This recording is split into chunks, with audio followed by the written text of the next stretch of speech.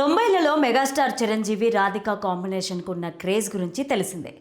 ఈ జంట నటించిన చాలా సినిమాలు చక్కని విజయాల్ని సాధించాయి. అప్పట్లో చిరు రాధిక మధ్య కెమిస్ట్రీ గురించి చాలా చర్చ జరిగేది. హిట్ పేర్, జంట అంటే ఇలా ఉండాలి అన్న ప్రశంసలు దక్కేవి. చిరు రాధిక ఆఫ్ స్క్రీన్ కెమిస్ట్రీ గురించి కూడా చాలా గాసిప్లు షికారు చేస్తూ ఉండేవి. అయితే చిరంజీవి రాధిక ఎప్పటికీ మంచి ఫ్రెండ్స్. ఇటీవలే 80s క్లాస్ పేరుతో ప్రతి ఏటా ఓ చోట నాటి మేటి తారలంతా కలుస్తూ ఉండేవాళ్ళు. 80s పార్టీలో చిరుతో రాధిక డాన్సులకు సంబంధించిన ఫోటోలు, వీడియోలు కూడా వైరల్ అయిపోయాయి. ఈ వీడియోని చివరి వరకు చూడండి. Please like, share and subscribe to our channel. ఇక చిరంజీవి ఫేవరెట్ హీరోయిన్ రాధిక నటసింహం నందమూరి బాలకృష్ణకు అభిమాని కావడం ఆసక్తికరం. నటి రాధిక శరత్ కుమార్తో బాలయ్య ఎంతో స్నేహంగా ఉంటారు. రాధిక చాలా సందర్భాల్లో తాను బాలయ్యకు అభిమానినని చెప్పారు. బాలయ్య చాలా స్వచ్ఛమైన మనసున్న వ్యక్తి. ఆయన లోపల ఒకటి, బయట ఒకటి ఉండదు.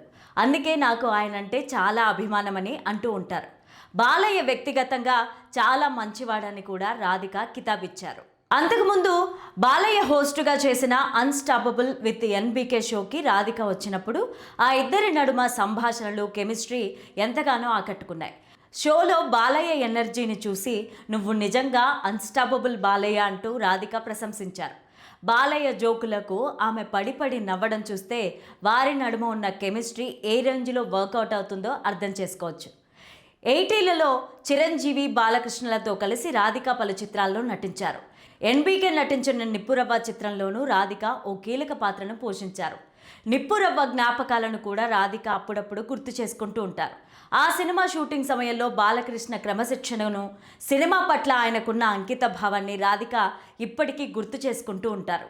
అదంతా అటుంచితే ఇప్పుడు రాధిక ఓ సినిమాలో ఏకంగా బాలయ్యకు అభిమానిగా నటిస్తున్నారు. ఆయన పైన ఎలాంటి అభిమానం ఉంది అంటే జై బాలయ్య అంటూ హెడ్ బ్యాండ్ పెట్టుకునేంతగా. శ్రీ విష్ణు కథానాయకుడిగా తెరకెక్కుతున్న కామ్రేడ్ కళ్యాణ్ చిత్రంలో రాధిక బాలయ్య అభిమానిగా కనిపించనున్నారు. ఇప్పటికే ఈ మూవీలో తన లుక్ని రాధిక షేర్ చేయగా వైరల్గా మారిన సంగతి తెలిసిందే. రాధిక ఒక పల్లెటూరి మాస్ యువతిలా కనిపించనుంది. బాలకృష్ణ నటించిన టాప్ హీరో పోస్టర్ ఒకటి రాధిక ఉన్న ఫ్రేమ్లో నేపథ్యంలో కనిపిస్తోంది. మొత్తానికి రాధిక జై బాలయ్య నినాదం ఊరువాడ వినిపించడం ఖాయంగా కనిపిస్తోంది.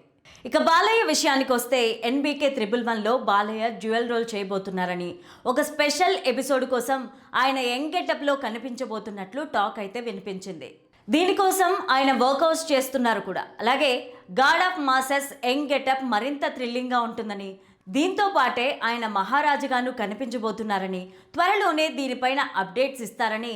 కట్ చేస్తే గోపీచంద్ బాలయ్యతో చేయాల్సిన రెండో సినిమాకు కూడా ఇలాగే బ్రేకులు పడ్డట్టు తెలుస్తోంది. వీరి కలయికలో వచ్చిన తొలి చిత్రం వీరసింహారెడ్డి సూపర్ హిట్ అయిన సంగతి తెలిసిందే. ఇప్పుడు ఒక చారిత్రాత్మక కథతో తమ రెండో సినిమా చేయాలనుకున్నారు. అఖండ 2 రిలీజ్కు ముందే ఈ సినిమా ప్రారంభోత్సవం జరుపుకుంది. బాలయ్య ఇందులో డ్యూయల్ రోల్ చేయాల్సింది.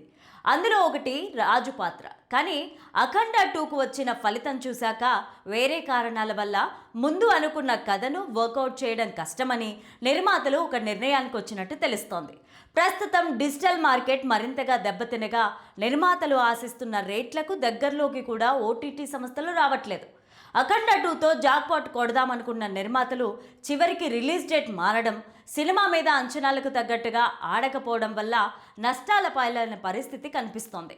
ఈ పరిస్థితుల్లో బాలయ్య కొత్త సినిమా మీద మరీ ఎక్కువ బడ్జెట్ పెట్టడం రిస్క్ అని భావించి ముందు అనుకున్న భారీ కథను పక్కన పెట్టేసి కొత్తగా ఒక మాస్ మసాలా కథ మీద పనిచేస్తున్నారట. ఈ కథ ఓకే అయ్యాక సినిమా సెట్స్ మీదకి వెళ్తుంది.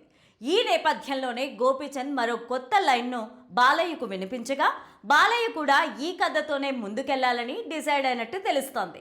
ప్రస్తుతం ఈ మూవీకి సంబంధించిన స్క్రిప్ట్ వర్క్ జరుగుతుందని తెలుస్తోంది. అయితే ఇప్పుడు ఈ సినిమా చేశాక వీరసింహారెడ్డి లాగానే ఇది కూడా హిట్ అయితే ముందనుకున్న హిస్టారికల్ కథ కూడా బాలయ్య చేసే ఛాన్స్ ఉంది. అదే గనక జరిగితే గోపీచంద్ కూడా తన ఫేవరెట్ హీరోతో ముచ్చటగా 3 సినిమాలు తీసినట్టు అవుతుంది.